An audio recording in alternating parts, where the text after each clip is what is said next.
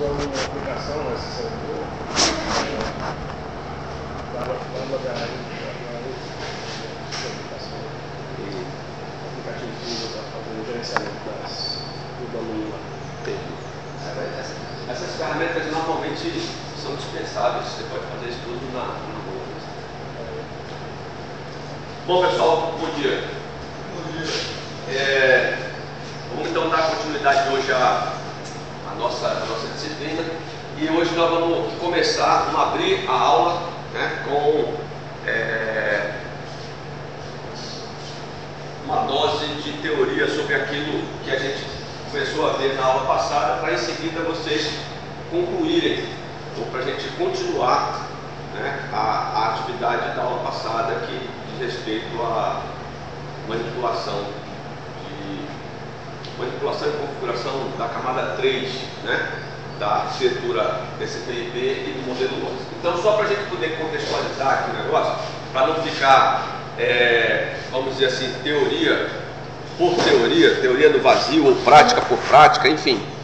O que a gente está estudando nesse primeiro momento é modelo OSI, certo? Então, de novo, a gente começou, então, computadores desligados, mouses descansando, né? E atenção para cá para a gente poder interagir.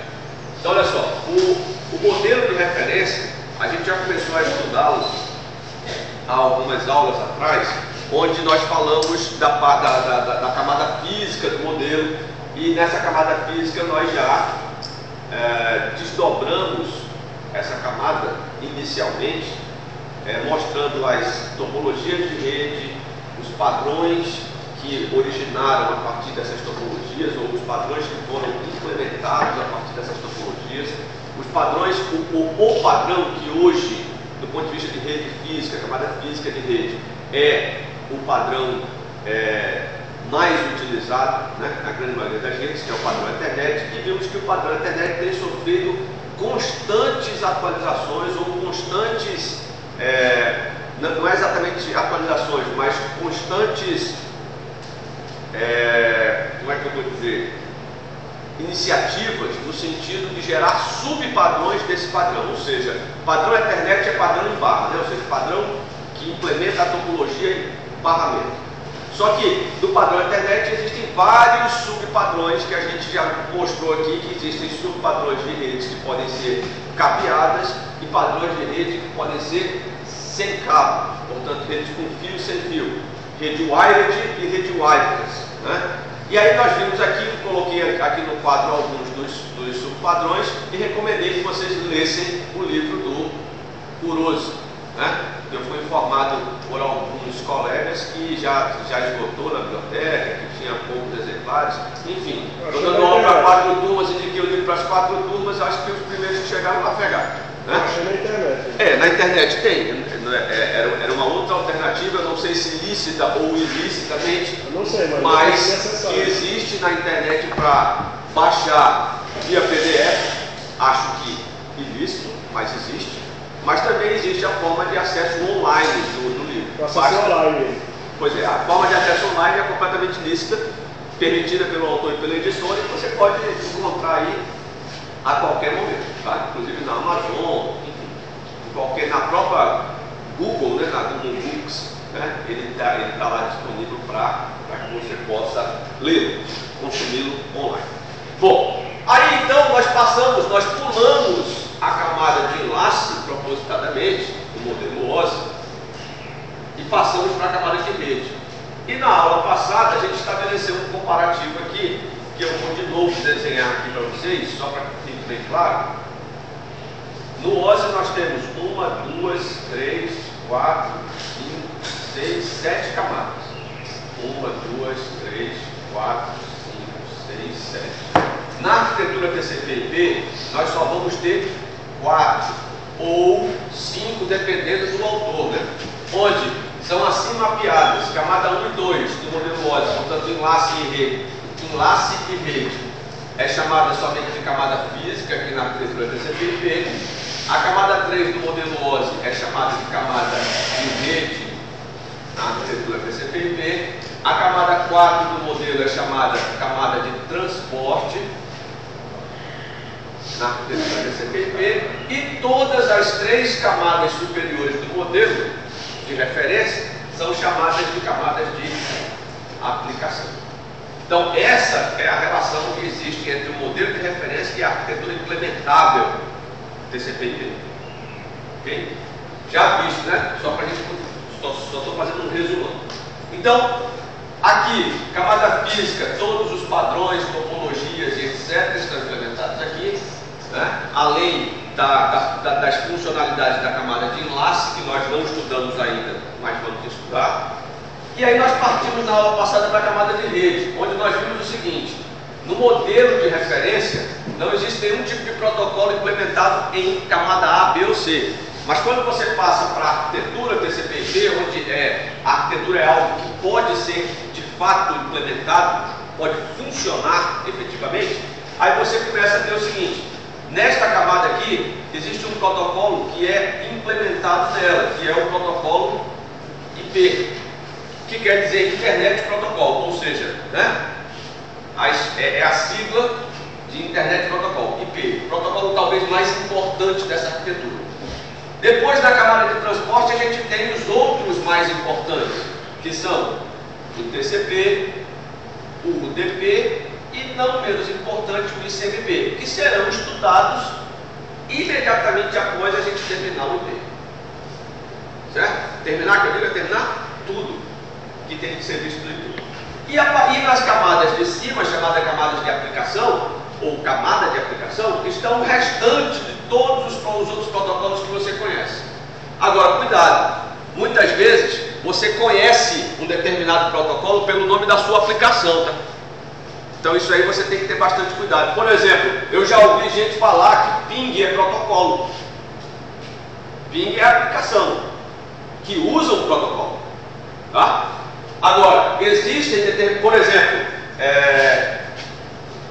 existe uma aplicação que chama Telnet. Aí a pergunta é: esta aplicação é um protocolo?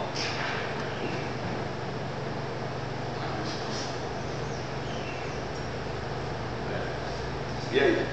É ou não é? Primeiro a gente tem que entender o seguinte: qual é o conceito de protocolo? Protocolo é uma sequência que deve ser seguida para que haja comunicação entre 2 pontos, né? Entre o emissor e o receptor. Então o emissor deve seguir um determinado protocolo para que a informação seja montada nele aqui e enviada de forma que o receptor possa, seguindo o mesmo protocolo no sentido inverso, possa decodificar aquela mensagem e saber o que foi transmitido. Certo? Isso é protocolo. Então, se você seguir nessa linha, Telnet é um protocolo. É uma aplicação e um protocolo. Por quê? Porque qual é a função da aplicação Telnet? É manter uma comunicação com um determinado servidor, e esse servidor, ele vai... essa comunicação tem um determinado fim, que é o quê? Emular um terminal remotamente. Eu ver um prompt de comando, estando eu localizado em outra extremidade da rede, eu gostaria de ver um prompt de comando de uma outra máquina que está localizada fisicamente distante de mim. Telnet. Só que para isso acontecer, precisa que haja uma sequência de eventos aqui no emissor e outra sequência ao contrário de eventos no receptor, para que a informação possa ser fechada e, obviamente, possam, enfim, a comunicação e o objetivo final da aplicação possa ser alcançado. Então, Telnet, sim, é protocolo. Aí vem os demais: FTP, HTTP e por aí vai, todos os outros protocolos que você imagina dessa pilha, dessa arquitetura TCP/IP, não sendo IP, não sendo UDP, não sendo ICMP, vai estar na aplicação. Telnet é os dois, tanto protocolo quanto aplicação? Sim, todos esses aqui, ó. Tá? Aí, inclusive, sabe por quê? Porque o Telnet, ele é um protocolo, primeiro porque ele tem uma regra. Agora, existem várias implementações desse protocolo. Então você, nós podemos implementar um Telnet, certo? Que é uma sequência de, uma sequência de procedimentos bem delineadas. Existe um documento, do ponto de vista de análise de sistema, a gente podia dizer que isso aí um diagrama de fluxo de dados da aplicação Telnet, que todo mundo que vai implementar tem que seguir aquilo. Se não seguir, corre o sério risco de não falar com o restante das aplicações. Então, olha só, você pode implementar o seu cliente e o seu servidor Telnet. Beleza, aí só os dois, aí você pode usar a sua lógica, você criou um novo protocolo, aí só os dois vão se falar. Agora, se você vai implementar um servidor ou um cliente para se comunicar com qualquer outro servidor, você tem que seguir o padrão, portanto tem que seguir a regra do protocolo. E a sua pergunta é interessante, porque aí eu vou pegar e vou dizer o seguinte: nesse mundo nosso aqui, nesse mundo da arquitetura TCP/IP, existe uma coisa chamada RFC, que é Request for Comments, que é uma forma, é um documento que rege ou que determina o funcionamento de determinado protocolo. Todo protocolo, se for protocolo, tem uma RFC. Então, se você for procurar na internet, colocar no Google lá, coloque assim, RFC Telnet. Aí ele vai te dar uma RFC com um número. Este número identifica unicamente a RFC, ou seja, um documento que define as regras de funcionamento do protocolo Telnet. Certo? Assim como existe RFC para o UDP, RFC para o TCP, para o CMP, para o IP e para qualquer outro protocolo desta arquitetura aqui. Certo? Entendido? Beleza. Bom, dito isso aqui, a gente vai mais além um pouquinho, só para a gente poder determinar o seguinte. Quando a gente fala, seguindo esta abordagem aqui, ó, abordagem de baixo para cima, subindo da camada física, a gente cai na camada de rede. E nós vimos também que a camada de rede, por ser a responsável por implementar esse protocolo, ela é a responsável em uma rede de computadores baseada nesta arquitetura, ela é a responsável por manter a identificação de qualquer máquina da rede e para fazer o que mais? Que nós vimos na aula passada. O que é feito na camada 3 da arquitetura TCP/IP? O que ou pelo que o IP é responsável dentro de uma rede? Identificação. Joia. O que mais? Hã? Envio de pacotes, não. Envio de pacotes é outro protocolo. O que mais? Porque o IP não envia nada, tá? Ele só endereça. Identificação da rede. Sim, endereça a rede, endereça o computador, endereça broadcast, enfim. Mas o que mais que ele faz? Olha só, uma coisa importante de notar é o seguinte: se o IP, se ele endereça, É responsável pela alocação do MAC lá do MAC? do MAC da parte dele. Não, o MAC está mais embaixo aqui, que é o ARP, né? Esse camarada aqui, se ele endereça, se ele diz, por exemplo, qual é o endereço de cada uma das casas, ele deve ser capaz, com toda certeza, se ele é o cara que coloca os endereços, se ele é o carteiro, né? Ele deve ser capaz de, ao ser perguntado, se eu pergunto assim, ô IP, como é que eu faço para chegar na máquina com um IP tal?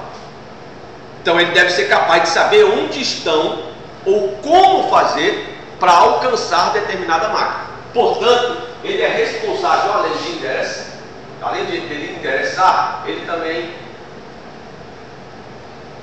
roteia, ou roteia, sei lá como é que você fala isso, enfim, ele faz roteamento. Tá? Falando em roteamento, quando você acessa o endereço na internet pela primeira vez, leva um tempo para abrir. Certo. Independente que armazenou o resto da sua máquina. Certo. Quando você tenta na segunda vez, terceira vez, ele abre mais rapidamente. Isso o roteamento é responsável por isso? Não. Olha só, essa diferença a qual você está se referindo é o seguinte: quando você acessa o endereço na internet, por exemplo, www.ol.com.br, é isso? Pela primeira vez. Pela primeira vez. Bom, ao acessar isso, só para ficar bem claro, você está aqui na camada de aplicação, então nós estamos aqui, ó. Então você está interagindo com uma interface browser vai estar interagindo, o browser disponibiliza este protocolo para você não ter que saber quais são as regras de sintaxe do protocolo. O browser foi implementado simplesmente você digitar o URL lá em cima. Só que o que vai estar acontecendo para baixo são requisições HTTP. Então, você, browser, HTTP, certo? Então você digitou o UOL. Quando você digitou o UOL, esse HTTP, antes de sair da tua máquina para fazer qualquer coisa, ele vai consultar um outro cara que está aqui na camada também de aplicação, chamado DNS, Domain Name Server, que é para transformar o nome em IP. Aí esse Domain Name Server vai perguntar, veja bem, é isso que é interessante.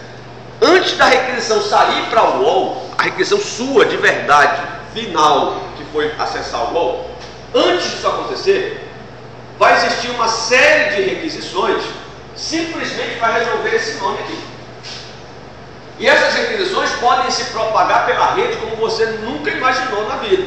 Por quê? Quando você digita o UOL, o HTTP vai perguntar para o DNS para dizer assim, olha, é o seguinte, me diz aí quem é o UOL.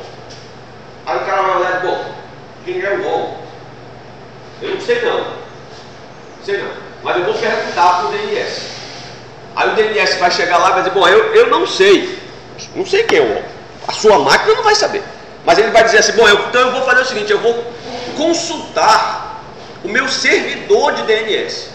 Quando ele fala que vai consultar o servidor de DNS, significa dizer que sem você ter pedido nada, ele vai gerar uma outra requisição para um servidor que pode estar na sua rede ou fora dela, para poder resolver esse nome aqui e dizer que este nome tem o IP X. E se meu servidor de DNS lá não tiver essa informação? Vai para fora. Vai para fora. Vai consultar o próximo. Se o teu servidor local, porque é o seguinte, você concorda comigo que hoje, inclusive à luz da modernidade, não tem mais ninguém perdendo tempo configurando o servidor DNS, né? Aponta para o Google. E o Google se vira para resolver. Só que o que a gente esquece é o seguinte, todo apontamento do Google vai consumir rede para toda a consulta de DNS que você fizer. Consumir rede, que eu digo, é banda de internet sua. Porque ele vai lá no Google para você resolver para qualquer coisa que você faça. Cliquei, estou lá na página do Google, cliquei no link. Aquele link é um nome simbólico, vai ter que ser resolvido para IP. Portanto, outra consulta do DNS vai ter que ser feita. Ou seja, uma requisição DNS vai ter que ir para a internet, lá para o Google, e uma resposta vai ter que vir para você. Portanto, uma via de mão dupla vai consumir tua rede, teu link de internet. Isso, se você tiver 200 máquinas fazendo isso ao mesmo tempo, é fato, e isso é preciso que vocês entendam de uma vez por todas. Rede não é, rede de computadores não é como a maioria pensa que é infinito, né? É um negócio, pode usar aí. Rede é um recurso finito e limitado. Não adianta você pensar, não vai consumir, isso aqui não consome quase nada. Não consome quase nada se você somar um quase nada com outro quase nada, com outro quase nada, com outro quase nada, dá quase tudo. E quando você abre o olho, tua rede está parada somente com requisições de DNS. Tua rede que eu digo é teu link de internet, certo? Então, respondendo e concluindo a resposta da tua pergunta é o seguinte: por que demora? Porque esta consulta, a primeira vez, vai ter que ir onde ou aonde estiver o servidor que saiba quem é esse homem. Agora, na primeira vez que for feito, isso vai acontecer. Na segunda, o protocolo DNS, ou a implementação do protocolo DNS, tem um cache local, que armazena as últimas consultas, certo? E aí, fazendo uma consulta, né, em seguida, armazena por um determinado tempo. Então, você fazendo uma consulta em seguida, ele não vai mais resolver DNS, ele já sabe, ele tem uma tabelinha lá dizendo, ó, o UOL é isso. E essa tabela, ela fica permanente? Não. Na tua máquina, não. Mas no servidor DNS externo, fica. Se você tiver um servidor DNS dentro da tua rede, vai ficar. Agora, no servidor da Google, só Jesus é quem sabe se vai ter isso aí. E se tiver, pouco importa para você, porque você vai ter que ir lá de todo jeito. Tá certo? Entenderam? Então, gente, é preciso que vocês entenderam esse mecanismo.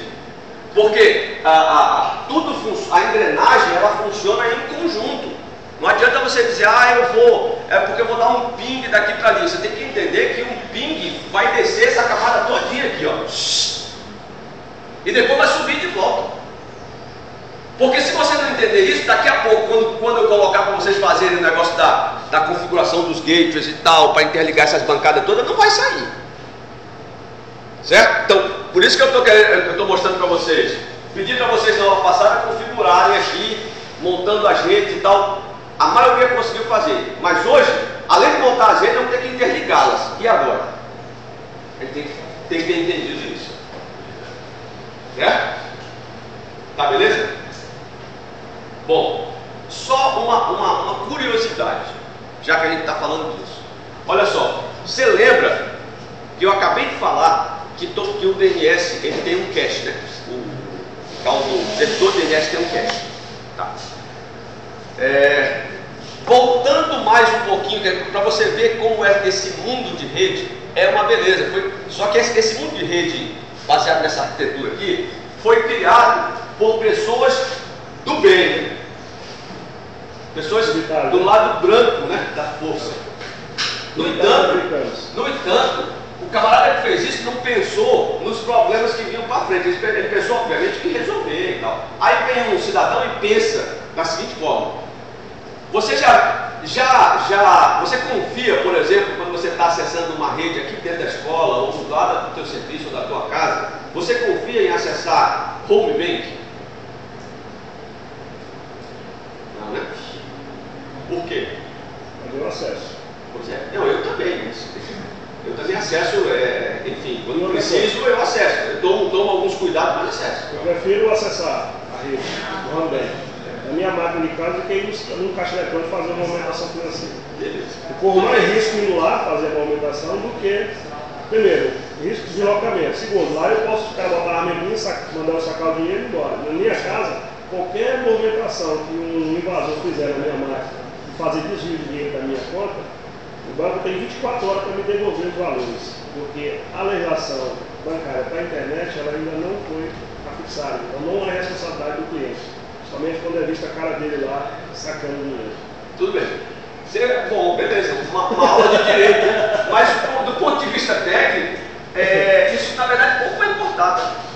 Do ponto de vista técnico, a execução do fato, o cara vai te roubar lá ou vai te roubar cá. E o pior é que lá o cara te rouba, você sabe que roubou, você pode até correr, né?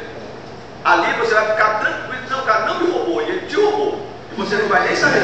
Então olha só, o problema todo, que um dos N problemas que existem, e aí eu estou ministrando essa cadeira de segurança para o pessoal do quinto período ali, daqui a pouco tem aula com eles, no curso de vocês, e à noite. E quando eu falo isso, o pessoal diz assim, pô, mas é mentira. Mas eu mostrei para eles como é que funciona lá, demonstrei. Então olha só, você está numa rede local. Quando eu digo assim, baseado nisso aqui, nós estamos estudando isso, tá? Arquitetura TCP/IP. Então estou numa rede baseado nisso. Aí eu pego e resolvo acessar o Banco do Brasil. Bom, todo mundo sabe, vocês estão no curso de desenvolvimento de sistema para a internet, que fazer uma página parecida com a do Banco do Brasil, não sendo a página do Banco do Brasil, não é difícil. Até porque existem ferramentas que fazem isso para você, que clonam, né? Você dá o site, a ferramenta vai lá e clona e gera um HTML para você, sim, parecidinho, com a mesma cara. Igual. Você olhando, se não tiver o devido cuidado, a minha mãe acessando, ela vai botar a senha dela ali. Só que o que acontece? Eu vou digitar www.bb lá, certo? Só que, imagina, vamos colocar o caso aqui da escola. Eu tenho vários casos desses na minha máquina, né? Pois é, eu tenho o servidor DNS da escola. Tem imagem do site falso. Isso. Eu tenho o servidor DNS da escola técnica, do instituto. Aí eu tenho aqui várias máquinas do instituto, tá? Aí eu sento numa máquina dessa aqui e peço para abrir o Banco do Brasil. Obviamente ele vai perguntar para o DNS quem é www.bb.com.br, né? E o DNS não vai saber. Se eu for o primeiro a ter feito essa consulta, não vai saber, vai perguntar para a próxima hierarquia de DNS que vai estar na internet e assim vai. até achar quem é. Só que se eu for um camarada que estou bem aqui nesta outra máquina, saliente e doidinho para roubar a senha de alguém, sem nenhum esforço, pelo menos sem nenhum esforço muito grande, porque o camarada tem sempre, não precisa muita coisa, tem programas prontos na internet para fazer isso. Infelizmente existe. O que é que você, aí obviamente você precisa conhecer a linguagem, compilar o programa e tal, e botar o programa para rodar. Por quê? Porque o administrador de rede nunca vai olhar quem está fazendo as coisas dentro da rede. Ele vai proteger a rede dele de quem está fora. Mas a ameaça principal está de quem. A pior ameaça é de quem está dentro. Porque ele está atrás do sistema de segurança. Está direto, falando direto com os servidores. Então o que é que eu faço aqui? Eu digo assim, ó, pego esse programa que eu baixei na internet, compilei, e digo assim, olha, o programa, o DNS, faz o seguinte, ó, eu estou te informando, porque esse programa, o que é que ele faz? Ele simula uma resposta de um outro DNS. Então esse camarada aqui não sabe, vou supor que esse cara não sabe que é www.bb.com.br, não sabe, certo? Aí eu vou pergunto. Na hora que eu pergunto, quem vai, esse cara vai perguntar para outro lá de fora, né? Vai demorar um tempo para chegar aqui, não vai? Sim ou não? E esse cara está escutando o DNS aqui. Na hora que esse DNS fizer uma pergunta para lá, esse aqui responde. Como ele está na rede local, vai chegar mais rápido, não vai? Sim ou não? Então ele vai perguntar lá para o DNS, lá na internet, qual, quem é www.bb.com.br? Vai esperar a resposta. Só que a resposta vem daqui, ó. BB.com.br é o 9268, que é o endereço da minha máquina. Aí ele mexe no cache. Aí o DNS mete na tabela cache dele. Resultado, aquela tabela cache vai valer por X minutos, X horas. Então qualquer resposta que vier daqui, ele descarta, ó, já tem essa resposta, já sei quem é BB, é o 9268. Aí eu obviamente coloco um servidor web aqui e o incauto, ao acessar www.bb.com.br, ele vai lá na minha página clonada dentro da minha máquina. Se ele não olhar para o rodapé lá embaixo e ver que o IP é diferente, e mesmo assim eu ainda posso mudar, tá? Eu ainda posso mudar, não é garantia isso aí, mas se o cara não olhar, ele vai ver a página do Banco do Brasil com o applet aberto e vai digitar conta, senha, e vai aparecer para ele direitinho, como aquelas bolinhas da senha, tudo mais. Só quando ele der ok, vai dizer assim, página não encontrada. Beleza, porque a senha dele já está no arquivo texto da minha máquina lá, e eu estou um pouco me ligando, porque se ele vai eu quero que ele acesse o banco de nada. Ele já está no meu arquivo texto. Ele dá um retorno assim, olha, houve uma falha na comunicação, tente novamente, que é para o cara não suspeitar. Mas nem precisa, na hora que fez isso, ele já tem a senha. Já era. Então veja bem, o que eu quero dizer para você é que esses camaradas, por terem regras de trabalho, regras de atuação, e essas regras serem públicas, certo?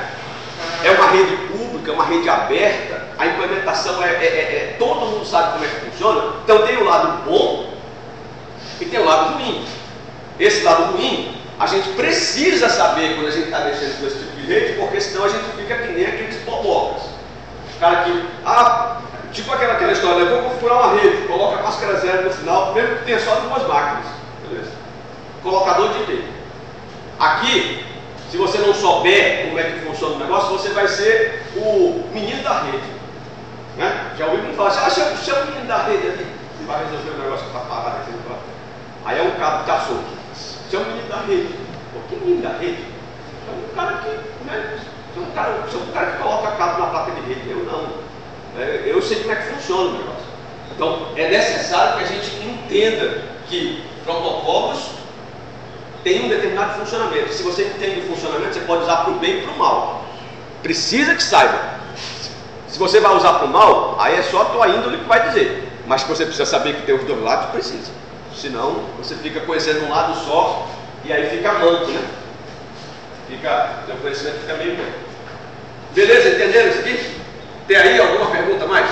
Respondi a tua pergunta finalmente. Inclusive o segundo acesso que o cliente faz, ele libera automaticamente para a página original do banco. Primeiro dá erro, aí ele tenta de novo, ele acessa normal o banco. Só dá erro no primeiro acesso dele. Isso aí depende muito, né? Depende muito da implementação. Só vai acontecer se você fizer se o cara caras fizeram um ataque um pouco mais elaborado que botar outro valor lá dentro do cache, né? E se aquele cache lá tiver um tempo suficientemente pequeno para que o reload da página, né, tenha tempo de fazer a atualização. Senão não vai acontecer isso não. Certo?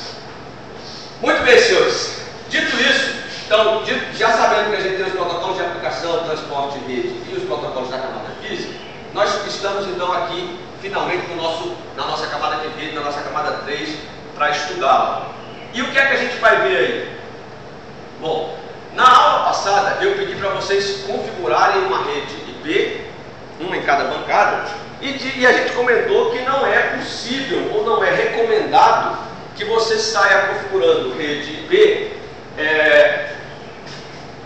sem entender qual que é o dimensionamento, como é que uma rede IP é dimensionada, quais são as características desse protocolo, características básicas de funcionamento, né? Então, para algumas pessoas eu expliquei no final da aula passada e hoje eu vou fazer o acabamento dessa explicação aqui. Então, olha só, o IP ele é um protocolo que faz endereçamento, endereçamento e roteamento, a gente já viu isso. E ele tem um cabeçalho. Todo protocolo, aí vamos lá, isso aqui é interessante. Todo protocolo, ele aí eu preciso ir lá atrás, cara. Lá atrás que eu digo é lá atrás, lá no semestre passado. Vocês não viram a linguagem C lá? Vocês viram tratamento de string? Como é que faz para entrar com uma string e aí fazer manipulação dessa string? Então, você sabe que a linguagem C ela não é uma linguagem muito fácil para esse tipo de coisa, mas se você, uma vez entendido, várias portas vão estar abertas para você em relação à computação, né? De uma forma geral. Por quê? Porque tudo, absolutamente tudo, em computação, do ponto de vista de implementação, é string. Certo? Então, quando você olhar no livro, ou qualquer livro que vai falar do IP, você vai ver o seguinte: o IP tem um cabeçalho. Isso aí vai mostrar uma figura parecida com isso aqui. Ó. Nós vamos estudar campo a campo mais tarde. Mas é uma figura assim, ó. Aí mostra mais não sei quanto aqui, depois não sei mais o que, depois não sei. Aí mostra um monte de nomezinho. Aí diz que daqui para cá tem 32 bits e tudo mais. Um monte de coisa. Só que o que acontece? Do ponto de vista físico, do ponto de vista de implementação, ou seja, de verdade, o que é que acontece quando uma mensagem é mandada de uma máquina para outra usando o protocolo IP? A máquina, o que vai originar a mensagem, ela vai montar essa mensagem, ela vai montar. E montar a mensagem significa dizer, eu quero mandar a mensagem olá para outra máquina. Então, a mensagem em si, o dado da mensagem, é só um dos campos do protocolo. É o que a gente chama, mais comumente, de payload, ou seja, é a parte válida, a parte que interessa, a parte de informação do protocolo, certo? A mensagem, o restante que está daqui para cima, são informações de controle, que vão identificar, dentre outras coisas, qual é a origem do protocolo, qual é o destino do protocolo, certo? Dentre outras coisas. Então, isto aqui é chamado cabeçalho, e isto aqui é chamado payload. Tá legal? Aí você diz, pô, bonito, legal. E aí? Como é que isso passa de um computador para o outro? Passa do mesmo? Como é que você programa isso? Do mesmo jeito que vocês aprenderam lá, por isso que a gente vê C lá no primeiro período. Porque como é que você programa? Você programa assim, ó. IP 32 igual. Onde aquela string grandona lá vai ser simplesmente isto aqui no formato de uma tripa de caracteres. Está aqui o primeiro campo, segundo, terceiro, quarto. Esse aqui está bem aqui, o outro está bem aqui, o outro está bem aqui, o outro está bem aqui. Ou seja, uma tripa grande de caracteres, com tamanhos bem determinados. Por isso que a gente vê aqui, lá no livro vai estar assim, 32, só que daqui para cá tem 4. quanto. Para quê? Para quando você for implementar isso, você saber o seguinte, é uma tripa, certo? Joia! Só que é o seguinte, eu sei que da posição 0 à posição 3 é um campo. Da posição 4 à posição 9 é outro campo. Tá? E aí eu sei isso, porque é regra do protocolo, e o outro lado tem que saber também, porque eu vou mandar isso aqui para o outro lado, o outro computador. Quando o outro computador recebe essa tripa, ele já sabe que aquela tripa é uma tripa IP e que tem os campos todos codificados na ordem do protocolo. Certo? Beleza? Então, aquilo que vocês aprenderam lá, em lógica, para tudo que você, assim, do ponto de vista de desenvolvimento de aplicação, envolvendo a manipulação direta do nosso instrumento de trabalho, que é o computador, não existe nada mais eficiente nem básico do que tratamento de string. Portanto, se aprenderam o tratamento de string e acharam, por exemplo, pô, chato, não sei por que a gente faz isso, por que a gente usa uma linguagem tipo que já faz, né? Porque podia ter usado outra linguagem qualquer para aprender lógica, né? Podia ter usado Pascal, podia ter usado sei lá o que não precisava de tanta coisa. Você definiu uma variável lá, string, e pronto, acabou o papo. Né?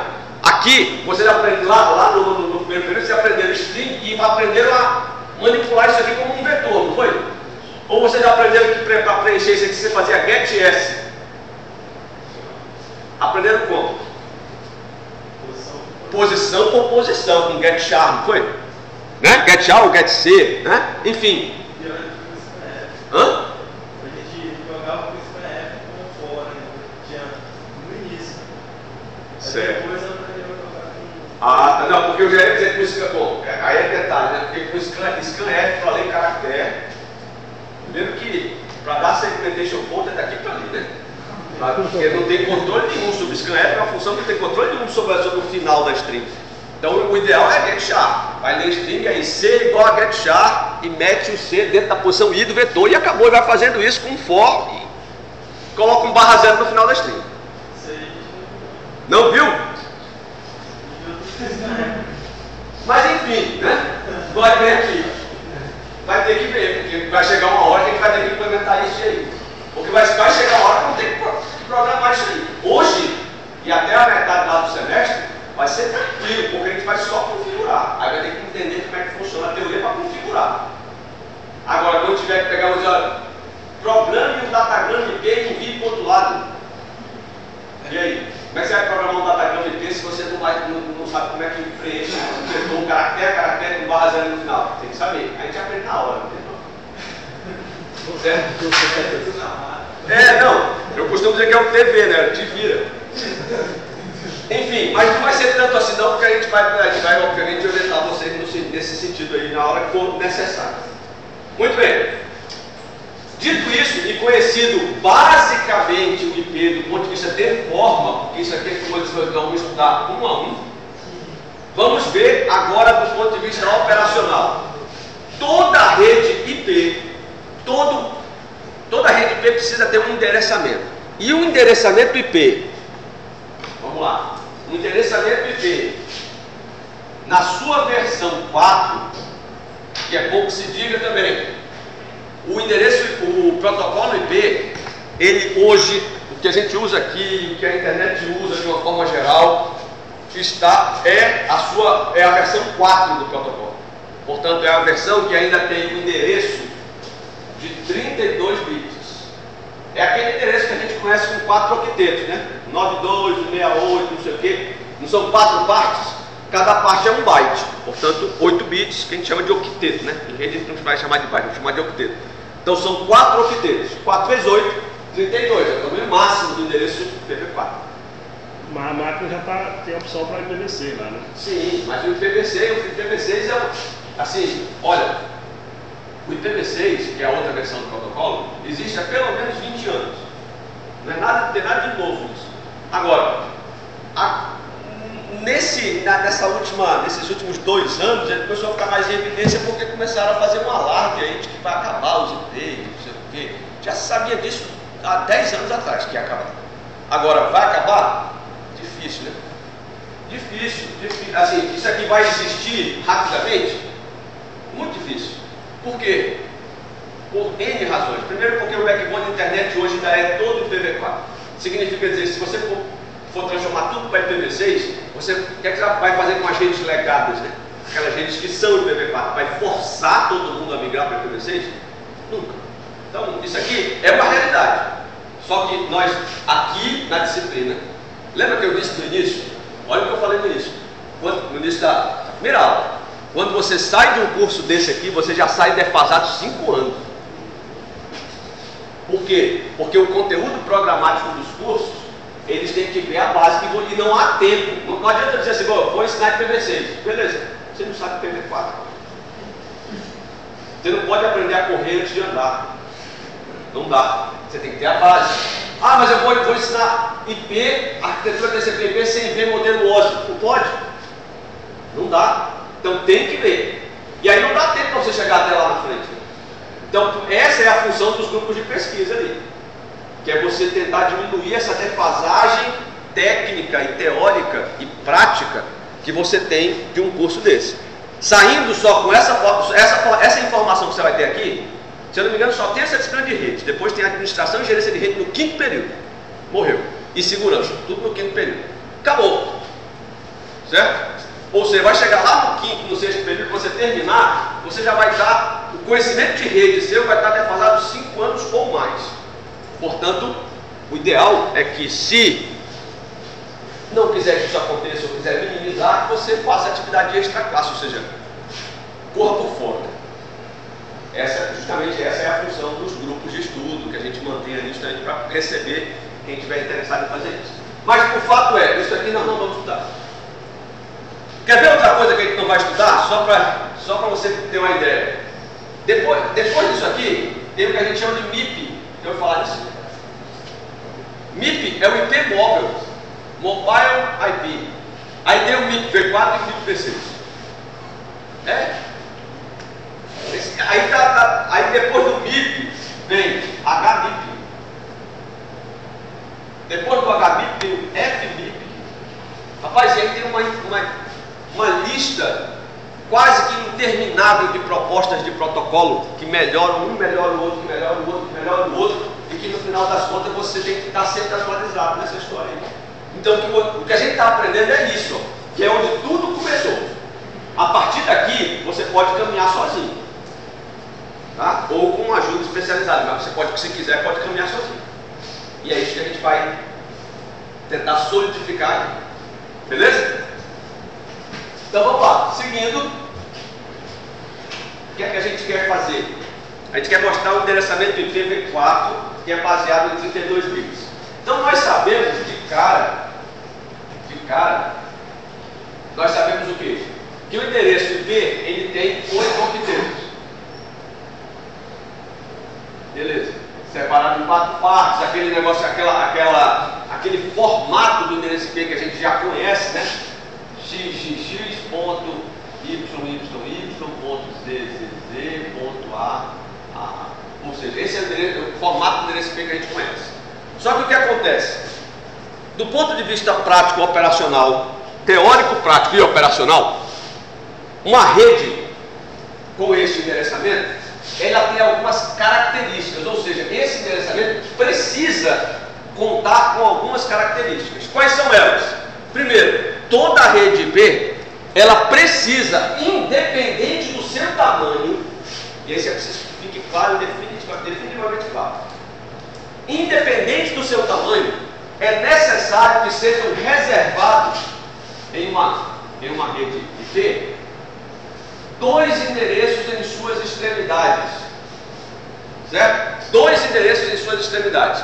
Que endereços são esses? Bom, são endereços normalmente categorizados como endereço de rede e endereço de broadcast.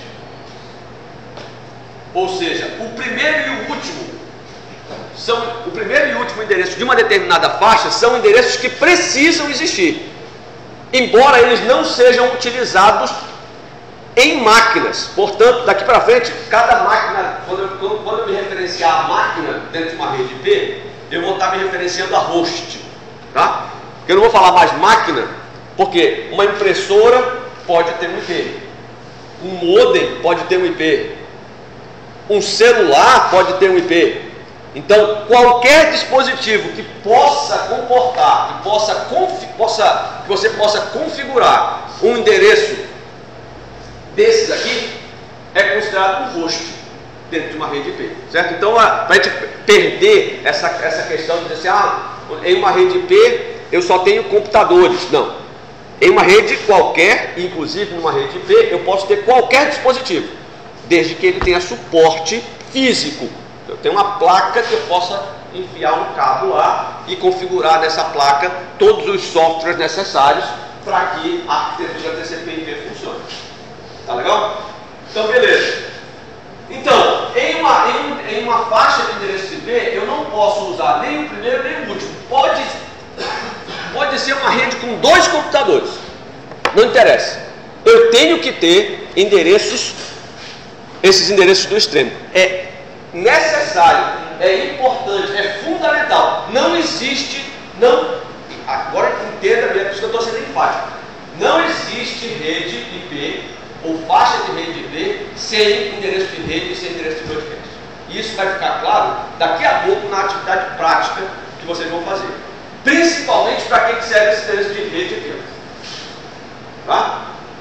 Porque o endereço de broadcast, eu já sinalizei o funcionamento dele na aula passada. Como é que funciona o endereço de broadcast? Ou para que funciona? Toda a rede de difusão. Isso, difusão, exatamente.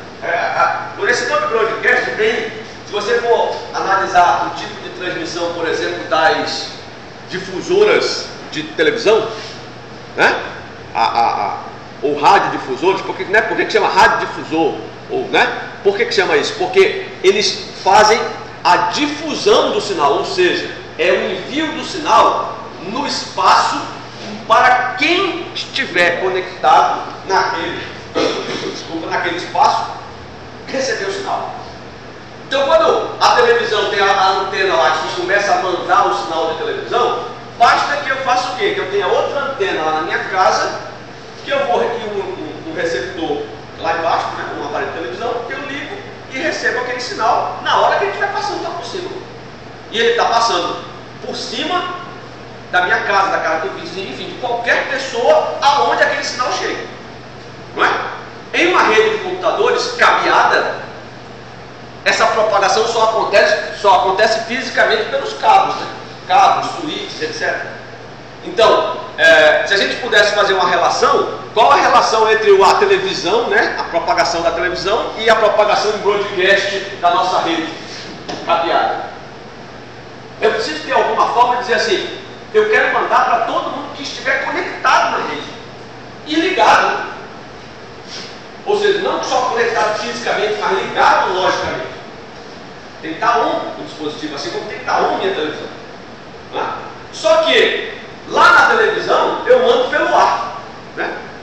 É uma espécie de transmissão, ou seja, o meio físico é diferente, a camada física é outra. Aqui a camada física minha é Ethernet, né? E em cima dessa camada física tem a camada de rede.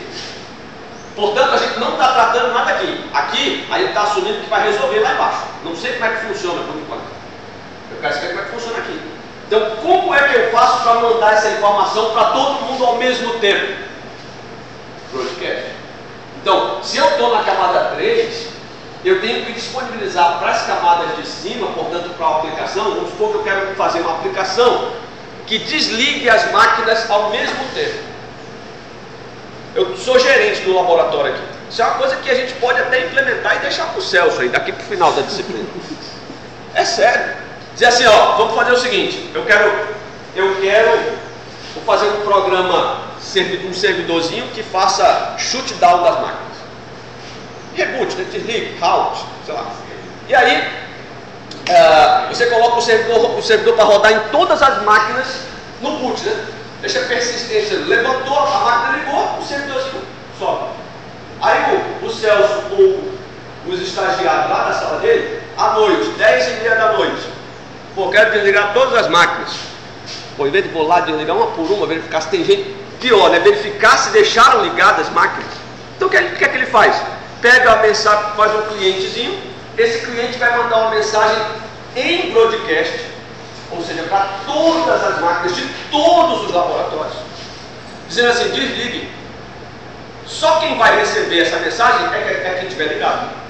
E aí, para que o cliente mande essa mensagem, é preciso, mostrando que o cliente está bem aqui, ó, é uma aplicação. Ele precisa que a camada de rede disponibilize para ele qual a ferramenta, que neste caso é um endereço, que simbolize todas essas máquinas. Aí o endereço é o broadcast. É o último endereço da faixa. Certo? Então, se eu tenho um endereço classe C, aquele que tem 256 IPs, que começa em 0 e vai até 255, o 0 não posso usar porque é rede, primeiro endereço. E o 255 é o último, é o broadcast. Então, eu poderia mandar uma mensagem, por exemplo, para o IP 92168, supondo que a minha rede é essa, né? 255. Ou seja, o meu cliente, o trabalho do meu cliente seria: mande shutdown para 92168.0.255. Desta forma, isso como eu costumo explicar, é como se o broadcast é como se tivesse um refletor, certo? Você não manda, você gera uma mensagem só para aquele endereço lá, que é o endereço de um espelho. Aí essa mensagem vai no espelho, direcionada para ele. Não é para nenhuma máquina específica, é para o espelho. Aí bate no espelho, do espelho propaga. Mas foi uma mensagem só que saiu do emissor. Certo? Entenderam para que serve o broadcast, né? E a rede a gente explica daqui a pouco. Mas, só adiantando, esse endereço de rede normalmente é usado para você identificar uma rede. E aí você diz assim, para que eu identifico uma rede? Vai ficar claro daqui a pouco, quando a gente tiver que começar a traçar a rota. Então, o servidor dele também vai com qual, né? Hã? O servidor dele também vai no mesmo... Depende, né? Se tiver no mesmo segmento e se ele for bobo o suficiente para colocar o servidorzinho que ele botou em todas as máquinas, colocar no servidor dele, vai matar o servidor dele também. Mas se não tiver o servidorzinho para receber aquela mensagem, lembra sempre, a mensagem só chega em quem está disposto a receber, quem está ativo para receber e tratar a mensagem. Não adianta, por exemplo, eu fazer um telnet para um servidor que não tenha o serviço telnet ativo. Pode até o IP estar lá, eu pingo no IP, tá, eu acesso outras coisas daquele IP, mas se eu der telnet para aquele IP ali, e lá não tiver o serviço telnet, portanto o servidor telnet rodando, eu não vou acessar a telnet. Eu até tento, a requisição vai lá, mas a máquina, o host, não tem como me atender porque não existe o serviço disponível. Não interfere. Isso. Beleza? Bom, mas isso aqui já é trabalho para camada de transporte, né? Esse negócio de porta de serviço e tal, camada de transporte. Depois a gente vai ver em seguida. Vamos nos deter aqui por enquanto. Então olha só, tá aí, rede broadcast, entendido aí? Tranquilo? Bom, aí é preciso que a gente diga o seguinte: em uma rede T podem existir 4 classes de endereço: classe A, classe B, classe C e classe D. A classe A, bom, os livros falam assim: a classe A é caracterizada por endereços que começam com o primeiro octeto 11. 11 que a gente fala é o seguinte, porque, vamos lá, esse é o formato que a gente conhece do IP, é assim, né? Mas nada em computação, do ponto de vista interno, funciona do jeito que a gente vê, né? Tudo é binário lá dentro. É 0 e 1. Então, endereço IP, máscara de rede, tudo é binário. Então isso aqui vai ter que ser transformado para binário. Então o que os livros falam é o seguinte: se o primeiro octeto começar com 1, é classe A. Se começar com 1, 0, é classe B. Se começar com 0, 1, é classe B, e assim vai.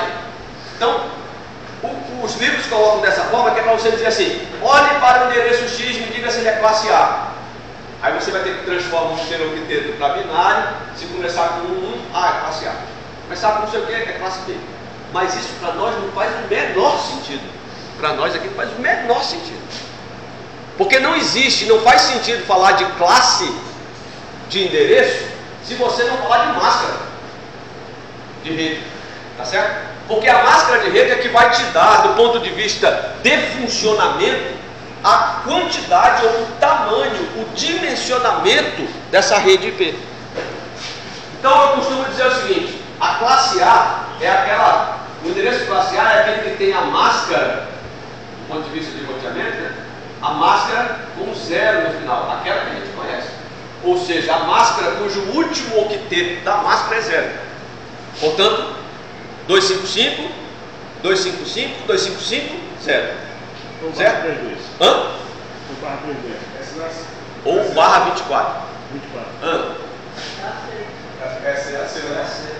Pô, desculpa. Foi mal. Máscara 0 do último octeto. Certo? Obrigado.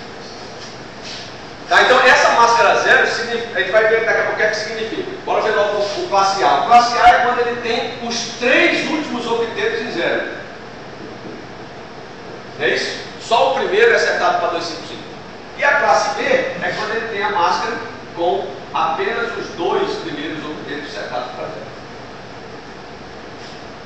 Até aí tudo bem?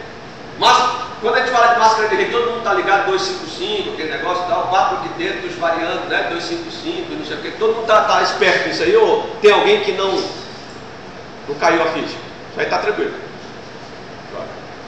Bom, e o classe D? O que é?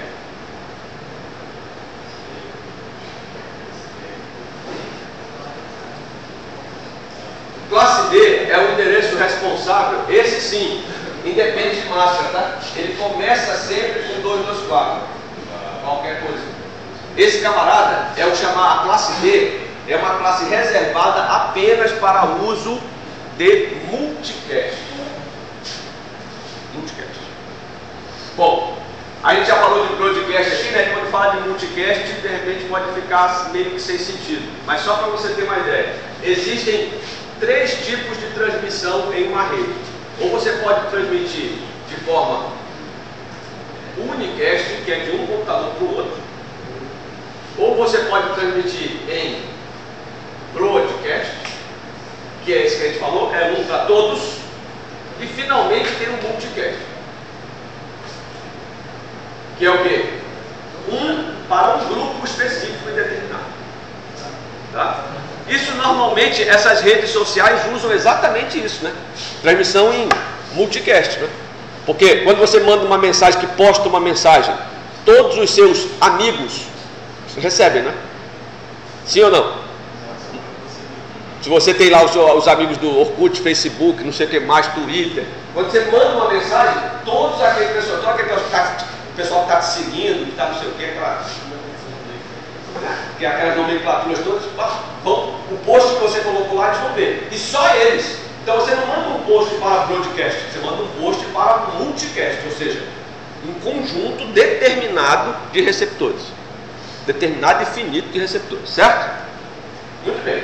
Mas isso aqui, é alvo de outro estudo, é só para que vocês saibam, o classe D é reservado para multicast. Muito bem. Aí, pessoal, na hora que a gente faz isso, na hora que a gente determinou já que o endereço IP tem, o IPv4 tem 8 octetos e que tem 3 classes dependendo das suas máscaras de rede, então agora a gente precisa determinar o seguinte: qual a quantidade de hosts em cada rede dessa? Aí entra naquela fórmula que eu comentei com vocês na aula passada. Qual que é a fórmula? Vamos ver quem lembra. Para eu saber, por exemplo, numa rede classe C, máscara 255, 255, 255, 0. Vamos imaginar que a rede seja 92, 68, 0, 0, certo? Aí eu quero saber quantas máquinas, ou melhor, quantos IPs eu posso ter nesta faixa de endereço. A gente sabe que é 256, mas como faz isso? Variação elevada ao número de bits.